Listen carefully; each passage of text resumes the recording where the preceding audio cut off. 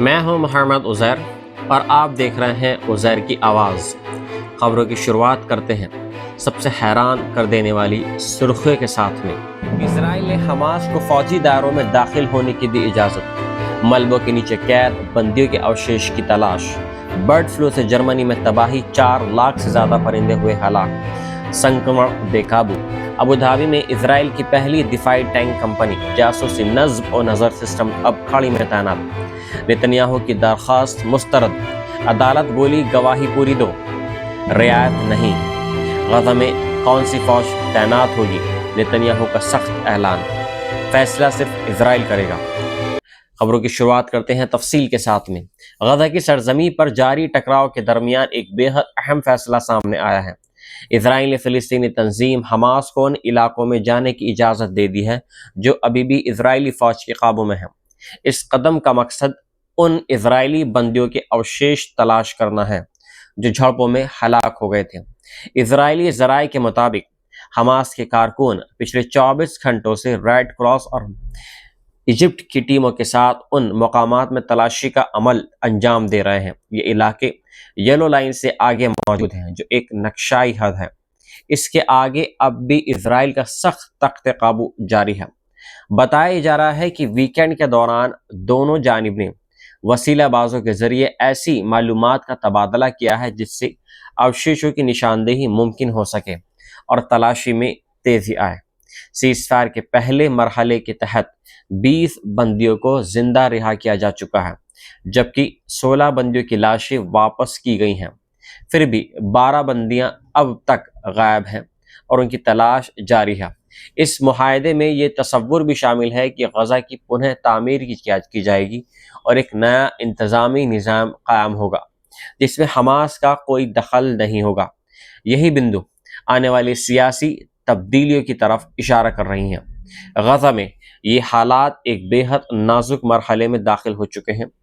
دشمنی کی حدوں کے باوجود انسانیت کی تلاش، یہی آج کی اصل کہانی ہے۔ وہیں جرمنی میں برڈ فلو کا خطرہ ایک بار پھر سے تیزی سے بڑھ رہا ہے۔ بڑھتے سنکرمن کو روکنے کے لیے اب تک 4 لاکھ سے ادھک مرغیاں، بطخ اور پرندوں کو مار کر نشٹ کر دیا گیا ہے۔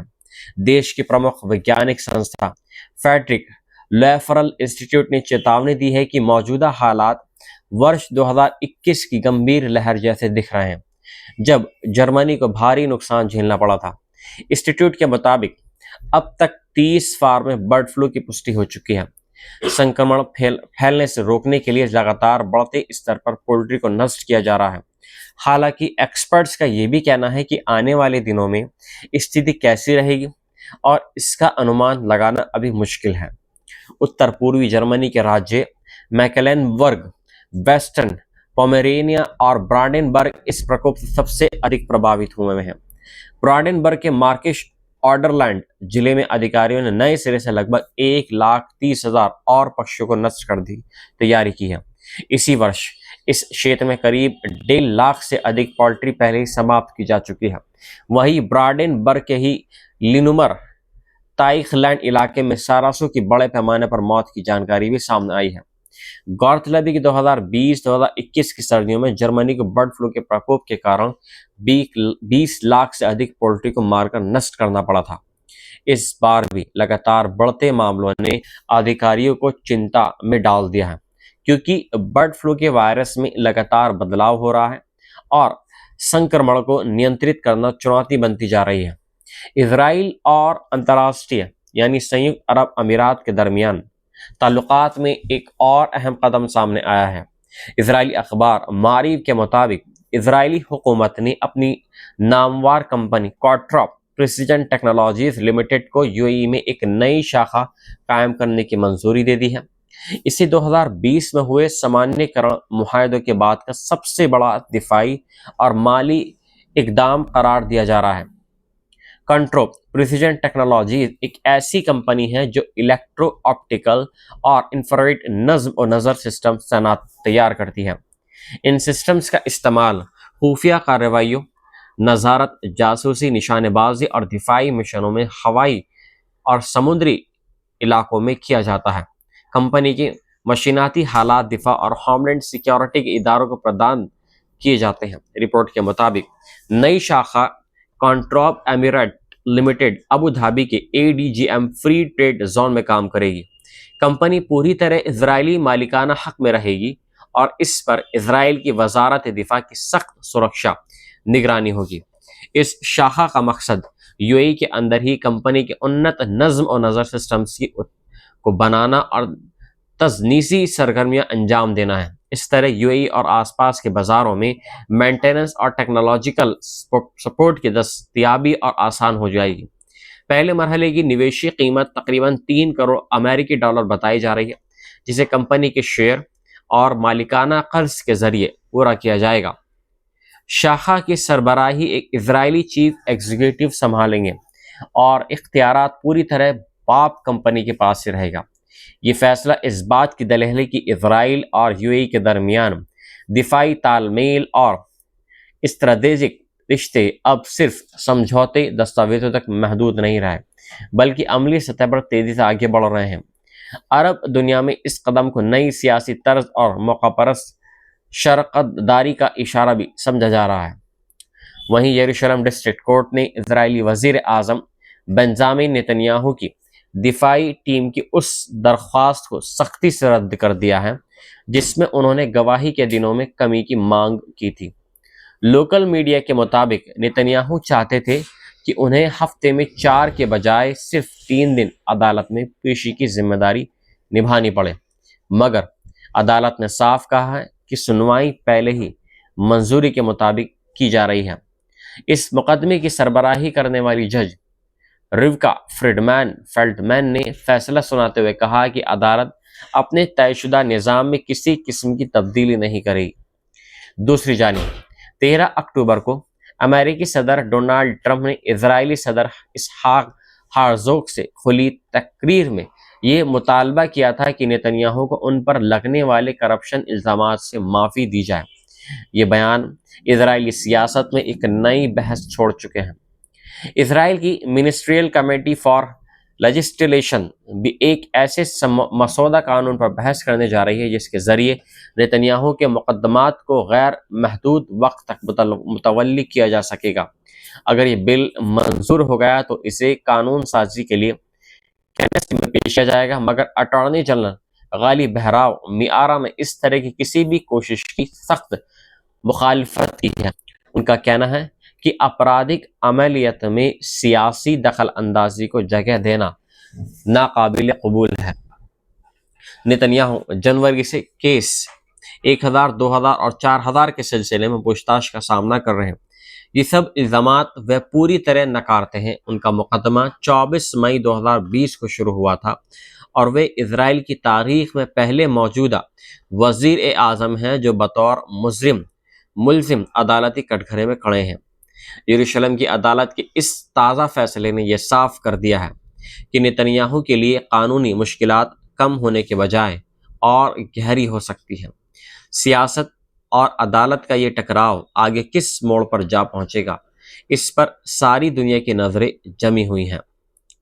اسرائیل میں فیملیز فورم نامی تنظیم جو غزہ میں قید بندیوں کی رہائی کے لیے مہم چلا رہی ہے، اس نے اسرائیلی حکومت اور وسیلہ وریہ سے سخت مطالبہ کیا ہے کہ سیز فائر معاہدے کے اگلے مرحلے کو روک دیا جائے جب تک آخری ایک جنازات بھی واپس نہیں کر دیے جاتے۔ اس فورم کا کہنا ہے کہ موجودہ معاہدے کی شرطوں کے مطابق تمام بندیوں کو چاہے زندہ ہوں یا ہلاک 2 ہفتے پہلے ہی واپس کیا جانا چاہیے تھا۔ بیان میں کہا گیا ہے کہ ہم اسرائیلی حکومت، امریکی انتظامیہ اور تمام وسیلہ کاروں سے مطالبہ کرتے ہیں کہ حماس کے تمام وعدوں کی تکمیل سے پہلے اگلے مرحلے کی طرف ہرگز نہ بڑھے۔ دوسرے مرحلے میں حماس کی غیر مسلط بنانا، اس کے جنگجوؤں کے لیے معافی یا تبدیلی اور غزہ سے اسرائیلی انخلاء کے عمل کو جاری رکھنا شامل ہے، مگر ان تمام نقطوں پر اب بھی سخت بحث اور اختلاف جاری ہے۔ حماس 13 اکتوبر کو 20 زندہ بندیوں کی رہائی کر چکا ہے۔ اسے اسی تاریخ تک 28 ہلاک بندیوں کے جنازات بھی لوٹانے تھے، مگر اب تک صرف 15 اوشیش واپس کیے گئے ہیں۔ حماس کا کہنا ہے کہ غزہ میں اسرائیلی حملوں سے پیدا ہوئی تباہی اور ملبوں میں باقی اوشیش تلاش کرنا بے حد مشکل ہو گیا ہے۔ دوسری طرف اسرائیل ابھی تک وہ بھاری مشینری اور ملبہ ہٹانے والا سامان اندر جانے کی اجازت نہیں دی ہے، جسے حماس کا دعویٰ ہے کہ باقی جنازات نکالنے کے لیے ضروری ہے۔ اس سے مسئلہ اور پیچیدہ ہو گیا ہے۔ غزہ اور اسرائیل کے درمیان یہ کھینچتانی اب ایک نازک موڑ پر پہنچ چکی ہے۔ ایک جانب بندی پریواروں کا صبر اور درد ہے تو دوسری جانب جنگ اور سیاست کے کٹھور فیصلے۔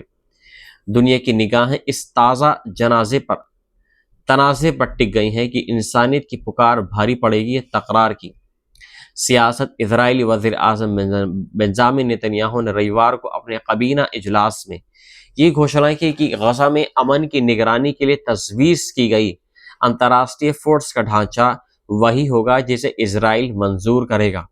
انہوں نے کہا کہ سیکیورٹی معاملوں میں اسرائیل مکمل اختیار رکھتا ہے اور یہ فیصلہ بھی اسی کا ہوگا کہ کون سی فوج اس کی سرزمین پر نزدیک یا اس کے پڑوسی علاقے میں تعینات ہو سکتی ہے۔ نتنیاہو نے یہ بھی دعویٰ کیا کہ امریکی انتظامیہ اس رخ سے متفق ہے۔ ڈونالڈ ٹرمپ کی 20 نکتوں پر مشتمل تجویز کے تحت غزہ میں جنگ بندی ابھی تک جاری ہے اور اسی سلسلے میں ایک بہو-راشٹریہ فورس کی تعیناتی پر بات چیت ہو رہی ہے۔ حالانکہ امریکی فوج کی شرکت کو پہلے ہی رد کر دیا گیا ہے، مگر امریکہ انڈونیشیا، UAE، مصر، قطر، ترکی اور آذربائیجان جیسے ملکوں سے اس فورس میں حصہ لینے کے لیے مذاکرہ کر رہا ہے۔ اسرائیل کو خاص طور پر ترکی کی موجودگی پر اعتراض ہے، کیونکہ غزہ جنگ کے دوران دونوں ملکوں کے تعلقات بے حد خراب ہوئے ہیں اور صدر اردوغان اسرائیل کے فوجی عمل کی تنقید کرتے رہے ہیں۔ ٹرمپ کی تجویز کے اگلے مرحلے میں حماس کا غیر مسلط ہونا، اس کے جنگجوؤں کی معافی یا جبری تبعیض اور اسرائیلی افواج کا تقریری انخلاء شامل ہے، مگر حماس کے دفاعی ڈھانچے اور مقامی قبیلوں پر اس کی پکڑ سے یہ مرحلہ اور پیچیدہ ہو گیا ہے۔ اسی دوران بندیوں کی جنازات کا مسئلہ بھی سیاسی دباؤ اور زیادہ بڑھ رہا ہے۔ حماس نے 20 زندہ بندیوں کو رہا کر دیا ہے، مگر 13 مرد بندیوں کے اوشیش ابھی بھی غزہ میں موجود ہیں۔ اسرائیل کا الزام ہے کہ حماس جانتا ہے کہ یہ اوشیش کہاں ہیں، جبکہ حماس کا کہنا ہے کہ تباہی اور ملبوں میں تلاش مشکل ہے اور اسرائیل ضروری اپکرن اور اندر آنے نہیں دے رہا ہے۔ حالانکہ مصری ٹیکنیکل ٹیم کو ریڈ کراس کے ساتھ یلو لائن کے پار تلاش کی اجازت دی گئی ہے۔ نتنیاہو نے یہ بھی کہا کہ اسرائیل کسی کا محتاج نہیں ہے اور وہ تجویز کی کہ امریکہ اس پر سیکیورٹی پالیسی تھوپ رہا ہے محض وہم ہے۔ انہوں نے امریکہ کو ایک ساجھیدار قرار دیتے ہوئے کہا کہ دونوں ملک مل کر کام کر رہے ہیں۔ ادھر متعلق حلقوں کا کہنا ہے کہ ٹرمپ نے ہی نتنیاہو کو جنگ بندی کے لیے راضی کیا اور قطر کے ساتھ تنازع میں معافی مانگنے پر بھی مجبور کیا تھا۔ اسی دباؤ کے تحت عرب ملکوں کو بندیوں کی واپسی کے لیے حماس پر اثر انداز ہونے کو کہا گیا ہے۔ غزہ کی جنگ اب صرف بندوقوں اور ٹینکوں کے ذریعے نہیں لڑی جا رہی ہے، اس کا اصل مورچہ اب کورٹنیتک دباؤ اور اس نئے نظام کی تشکیل پر ہے جو غزہ کا مستقبل طے کرے گا۔